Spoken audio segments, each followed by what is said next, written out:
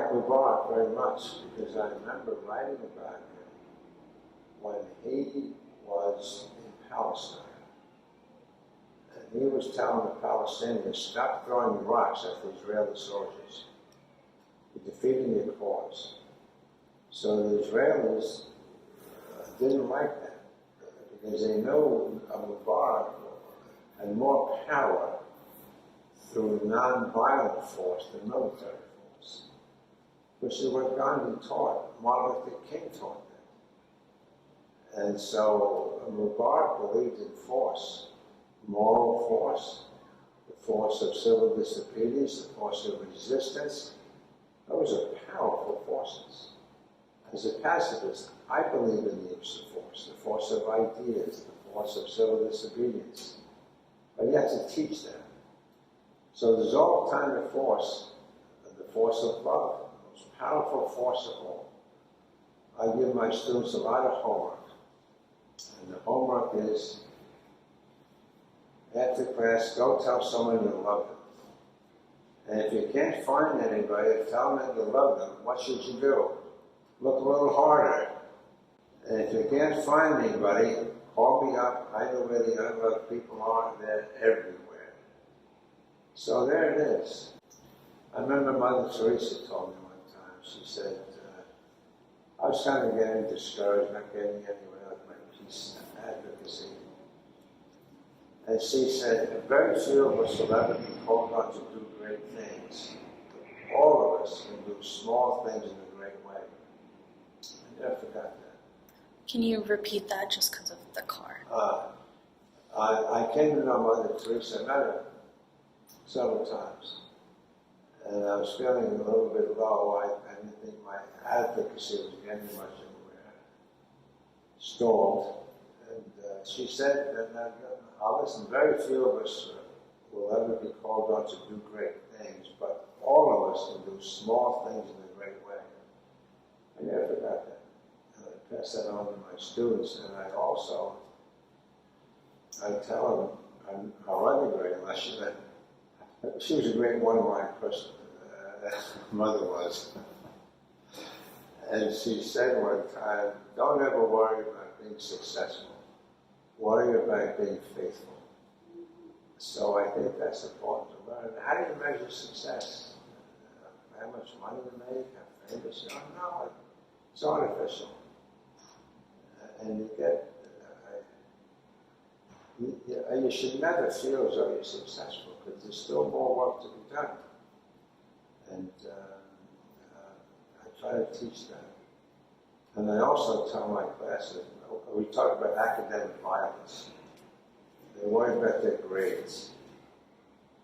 I teach a high school class out in Bethesda, all seniors. I asked them the other day, how many of you have college admission anxiety?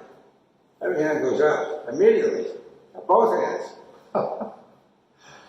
They have anxiety about getting into college. They get pressure from their parents, from their teachers, make our school look good. We want to get into Harvard, so we'll look good. Doesn't mean anything. And then they worry about their GPA. I asked them, what does GPA mean? Grade point average. What's that word point mean? Is that a verb, point? There are the GPAs. Give parents appreciation. Give professors applause. We like that one. Go protest anywhere. Go pray anytime. Give presents always. Give people affirmation. And my favorite is goofs putter along.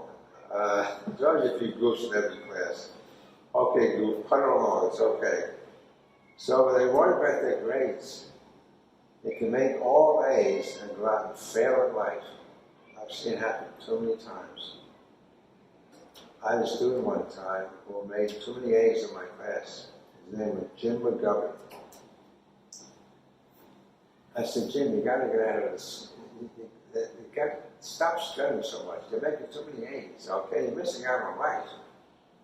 So he said, what do you suggest? I said, Jim, I work with a women's homeless shelter downtown D.C., the Carmelites. Prom Night nuns right in the center. So Jim was down there volunteer, and he loved it. On the helping cook the meals, make the beds, sweep the floors. And he loved it. And Jim was working that time for a congressman from Boston, Joe Mobley. And Jim was the staff assistant, worked his way through. I had Jim at American University. And this is in the 1980s when the Salvadoran War was going on for those 11 years. And so Jim used to take members of Congress down to El Salvador to find out where the money was going. Finally, he said to himself, as most staff people do, I'm as smart as my boss, I should be in Congress. So he resigns from his job, goes back home to Worcester, Mass., his hometown of Worcester, about an hour west of Boston. And he runs for Congress, comes in dead last, got 8% of the vote in the primary, wiped out. Got his old job, came back to get a job in Congress. 2 years later, I'm going to try again. I know what to do this time. He ran as a long shot. The Democrats gave him no money, and his opponent was a Republican who mocked him. Because Jim used to take members of Congress to Cuba to talk to Fidel Castro, the dictator. So the Republican hires a guy to dress up like Fidel Castro.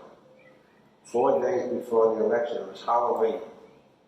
4 days before that election, the guy dressed like Fidel Castro, standing in a street corner in downtown Worcester with an enormous sign, 4 words on it: vote for Jim McGovern.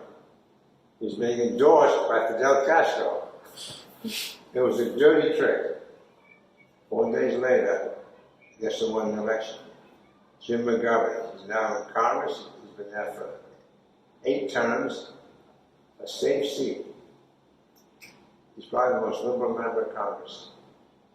Out of the class, and I love it. And I called up Jim and said, how'd you win the election? The Democrats abandoned you? Boston Globe endorsed the Republican? Very simple, he said. I took people, I got the undecided Catholic vote. And the undecided Catholics liked it because I brought, the Pope went to Cuba. So I said to the Catholic folks, if the Pope can go to Cuba, I can go to Cuba. And that's how we got the election. That one little story. And so things like that, but he's now in Congress, and he's a wonderful father and a good person. So I'm glad I told Jim, stop spending so much time in the library. Go work with the nuns.